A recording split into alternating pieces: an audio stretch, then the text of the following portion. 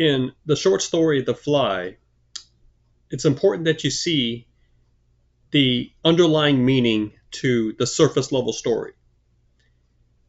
When someone asks you for a summary of the plot or the action, then you simply condensing the characters and the story and what happened, and two older men are talking about the sons they've lost.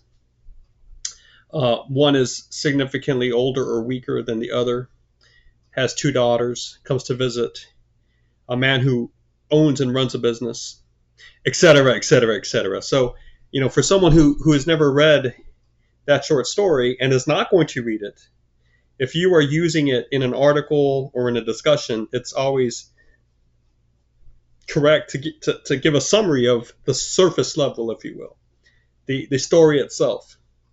But the question is also a good question here, because this is the type of text that has a deeper meaning, a figurative meaning, if you will. What's really the message that's there in this story? And I think for the Fly, the title provides a great clue for this, doesn't it? Why is the story called The Fly, and why is a good fifth of the story, the last part, an important textual position about a fly, a literal fly that has landed on the businessman's desk, and this businessman is now lost in thought, has a psychological block, can't cry, can't grieve correctly about his lost son, and he is out of boredom, out of the movements you do when you're under this sort of traumatic stress, whatever. He takes an ink bottle and a pen, and he dips in that pen and gets some ink on its nib and leans over and lets a drop of the ink fall on the fly. Now the fly is affected by this, of course, and tries to clean himself off, and actually does. And the man, which is interesting that this is part of the narrative, but the man, roots for the fly, is hoping the fly can survive. But then the man drops another drop of black ink onto the fly and makes the fly do it all over again.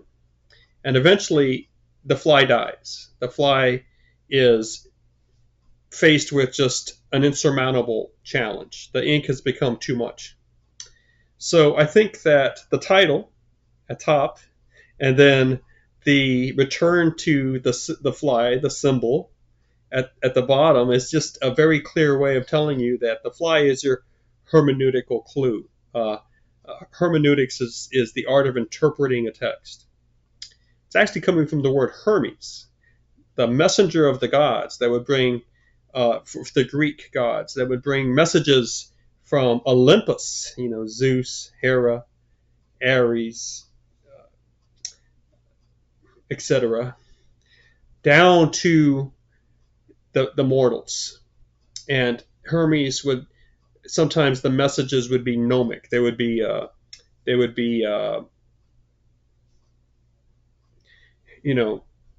hard to understand. The message could go 2 or 3 different ways.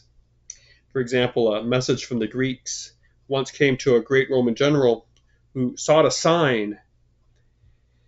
The message came through the Sibyl, which is a human, sort of a lower class Hermes, if you will, lives in a cave. And the Sibyl told the general that a great victory will be won. Well, the general thought she was talking about the Roman army, went out to fight in confidence, got completely slaughtered. The other side had the great victory. And if you look back at the message, right, you realize it could have gone either way. A great victory would be won. It never said by who. So there is a sense when you get into sort of a coded message, if you will, which a lot of literature really does, in the sense of poetry, film, novels, short stories. they have a movement happening on the surface that resonates with us, that is evocative, if you will. But then we begin to recognize deeper elements at play, a larger message, if you will. The story is not just about a businessman who has trouble crying. The story is about humanity. The story is about a part of humanity. I don't know. The message doesn't have to be extremely big, but it's a deeper message that has more application than just the events in the story. Correct? But the application is in line with the events in the story. The events in the story is your riddle, is your clue, is your vehicle. Okay, it's the thing that drives this message home to you. So, or brings it to you, and then your job is to try to figure out what in the world really is going on here. What is the story really about? Okay, and of course it's about a war that has happened, but it's not about a specific war. It's about war in general, although the war in the story is certainly a specific war. What does war do to the younger generation? It depletes them. What does it do to the parents that are left at home and don't have children to look after them? What does this do to the livelihood of a parent who has no child left because war has taken the child from him? Now notice that the man at the beginning that comes to visit the businessman seems to be weaker, seems to be more fragile, but in fact has handled the grief better, hasn't he? And he has two daughters. Daughters are a symbol of fertility. They're the mother symbol, the mothers in the making, if you will. And they are, regardless of what you think right now in our current way of looking at things, in the long history of literature and of figurative tropes, the female has always been the generative principle, the thing that receives and grows, receives the seed and then grows the body, right? And new life comes. So counterintuitively, the man who seems to be the most fragile in the story is the one who is the strongest, or has survived, right? The businessman is not surviving. He is dying slowly. Psychologically, he is dying. He is trapped.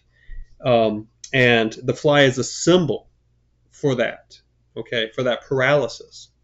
So when you are working with a story like this and your job is to interpret it, then then at that point, you've got to understand the story blocks of the story itself. I mean, the elements of the story itself. You got to read the story and participate in it and watch the characters interact, but you've got to be realizing that as the specifics on the surface level play out, they are building a fabric for you. They're weaving a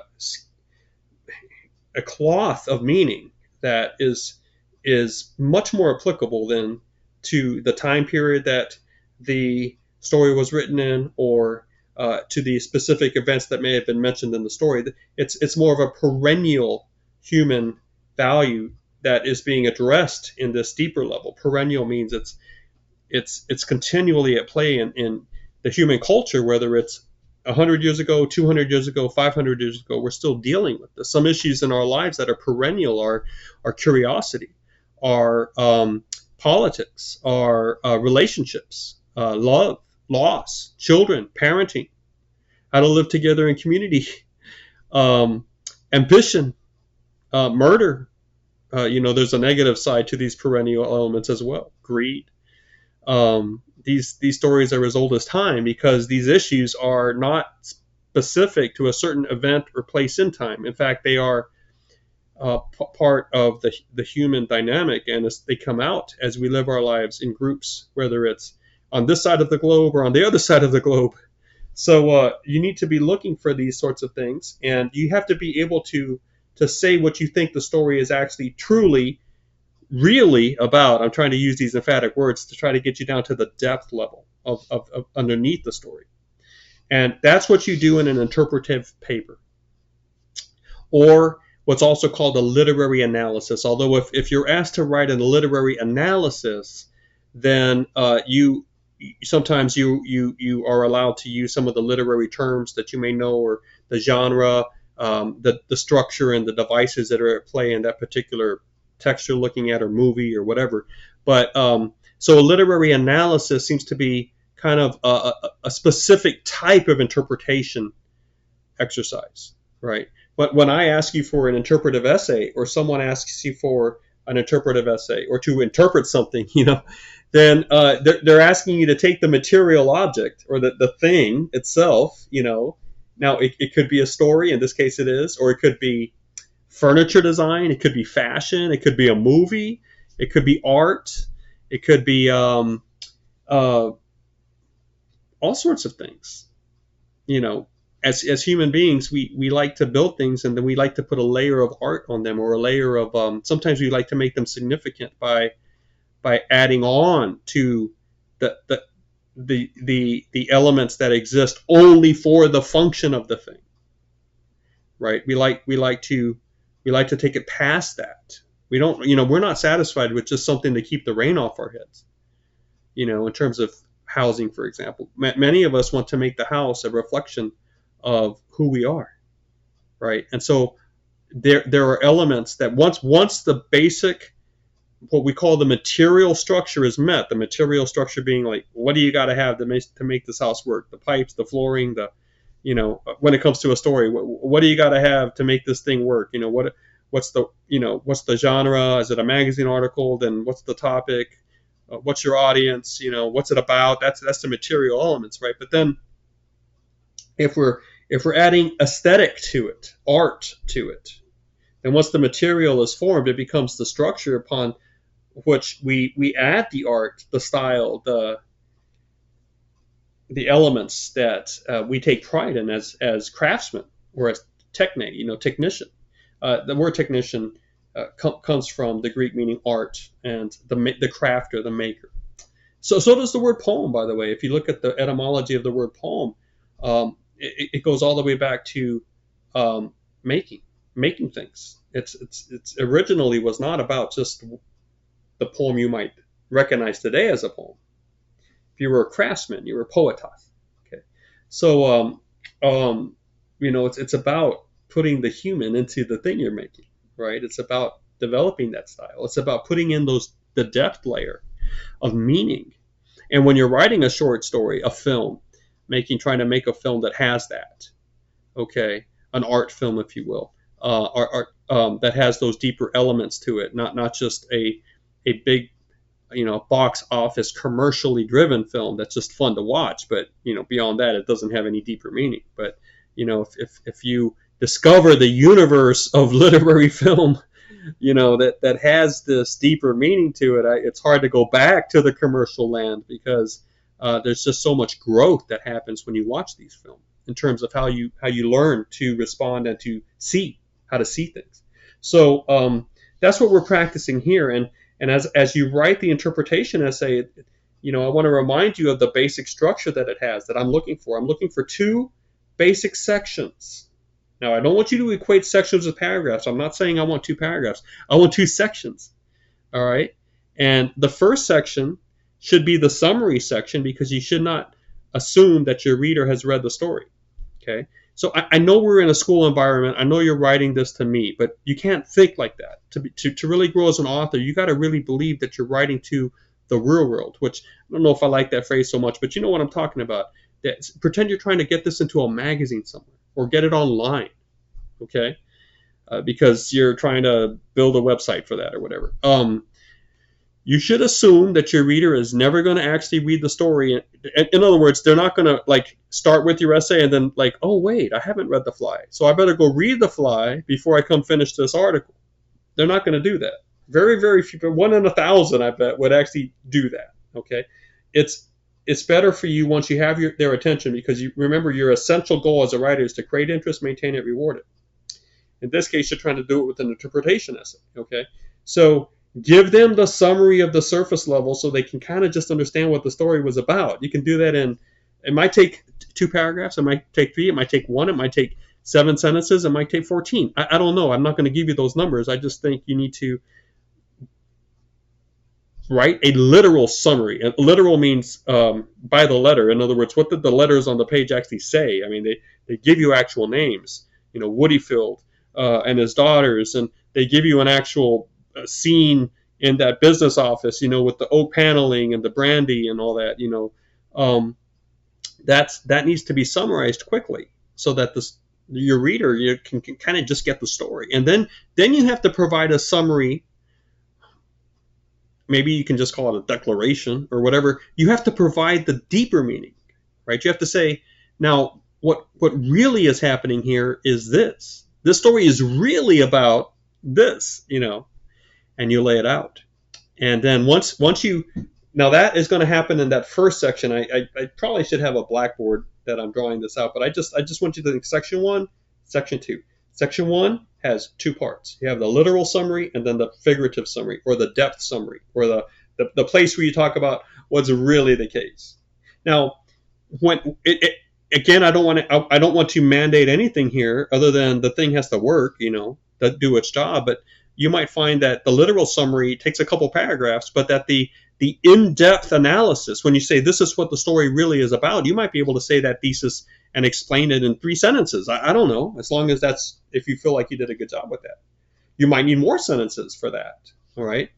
But don't feel bad if the in-depth, which seems to be the more important part of the story, it seems to be the raison d'etre for the story, the reason the story exists, to deliver this deeper message, to make this deeper message felt intuitively, to make us encounter it, right?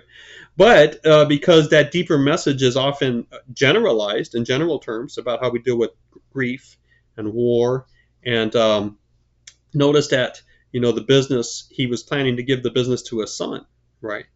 So there is longevity here. There is a sense of a striving for immortality, even in terms of how the father can continue on in the image of his son, and all of this was cut off, And so, what does an aging person hope in if they're not overtly religious? Or the story has very little to do with religion. You might be a very religious person and actually believe in the afterlife, but you can't bring that in to look at the story at this point, because your job in providing the summaries, the literal and the figurative, the depths, the metaphoric, or the figurative meaning, the deeper level meaning, you have to stay true to the vision of the author. Your job is to present the author as they are demanding to be presented to their audience. Okay, now you do have a space after. That's the second section down here. Once you introduce the summaries, the literal summary and then the in-depth summary, and again, that might be, I would think at least 2 paragraphs, but maybe 4 or 5. It depends how you write it. Down under here, this is where you can evaluate it. This is where you can talk to that. This is where, if you agree or disagree with it, you can discuss why or why not.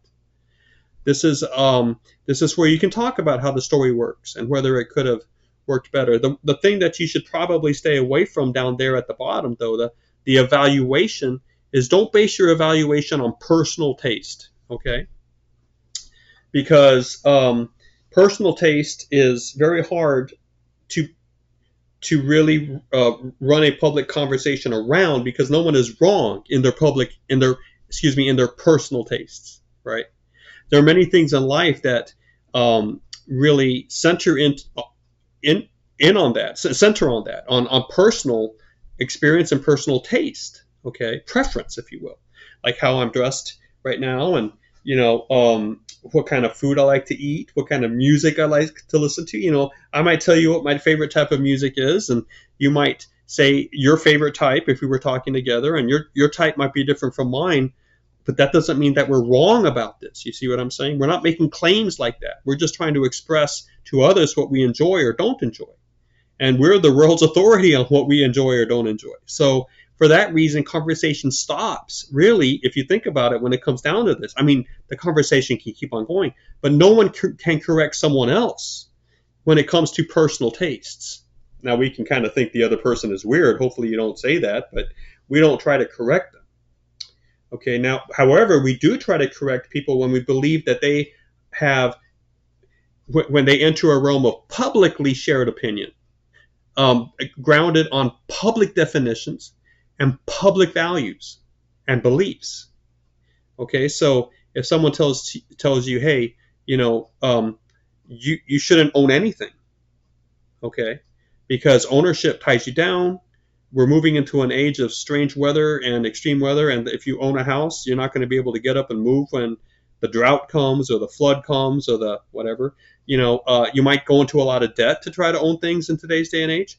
Ownership should be abolished. You can hear, someone, maybe you run into someone that says that.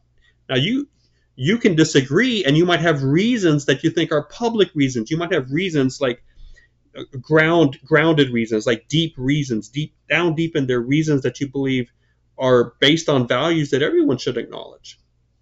For example, how do you have a family and raise children if you don't own anything?